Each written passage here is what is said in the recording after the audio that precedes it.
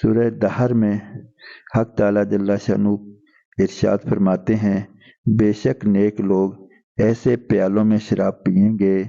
جس میں کافور ملا ہوا ہوگا۔ وہ ایک چشمہ ہے جس سے حق تعالیٰ جل شانہ کے خاص بندے پئیں گے، اور اس چشمہ کو وہ خاص بندے جہاں چاہیں گے بہا کر لے جائیں گے۔ یہ وہ لوگ ہیں جو ضروری اعمال کو خلوص سے پورا کرتے ہیں اور ایسے دن سے ڈرتے ہیں جس کی سختی کا اثر کم و بیش ہر کسی پر ہوگا، اور وہ اللہ تعالیٰ جل شانہ کی محبت میں غریب، یتیم اور قیدیوں کو کھانا کھلاتے ہیں، اور وہ یوں کہتے ہیں کہ ہم تو تم کو محض حق تعالیٰ جل شانہ کی رضا کے لیے کھانا کھلاتے ہیں، ہم تم سے نہ کسی بدلے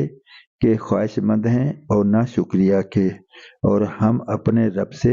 اس دن کا خوف کرتے ہیں جو دن نہایت تلخ اور نہایت سخت ہوگا۔ تو حق تعالیٰ جل شانہ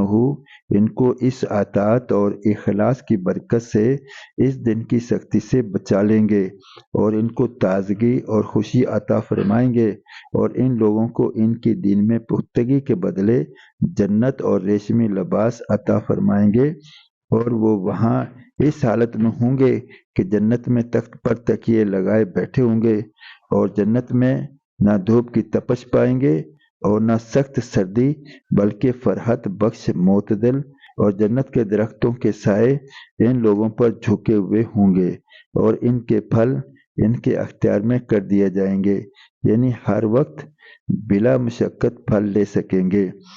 اور ان پر چاندی کے برتن اور شیشے کے پیالوں کا دور چل رہا ہوگا، اور شیشے بھی چاندی کے ہوں گے،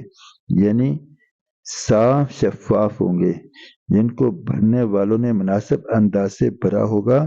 اور ان کو وہاں ایسی شراب بھی پلائی جائے گی جس میں خشک ادرک کی ملاوٹ ہوگی، جس کے چشمے کا نام جنت میں سلسبیل مشہور ہوگا،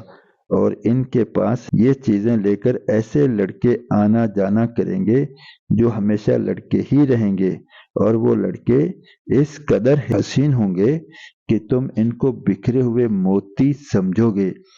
اور جب تم وہاں دیکھو گے تو بکثرت نعمتیں اور بہت بڑی سلطنت دیکھو گے، اور ان اہل جنت پر سبز رنگ کے باریک اور موٹے ریشم کے لباس ہوں گے، اور ان کو چاندی کے کنگن پہنائے جائیں گے، اور انہیں ان کے رب خود نہایت پاکیزہ شراب پلائیں گے۔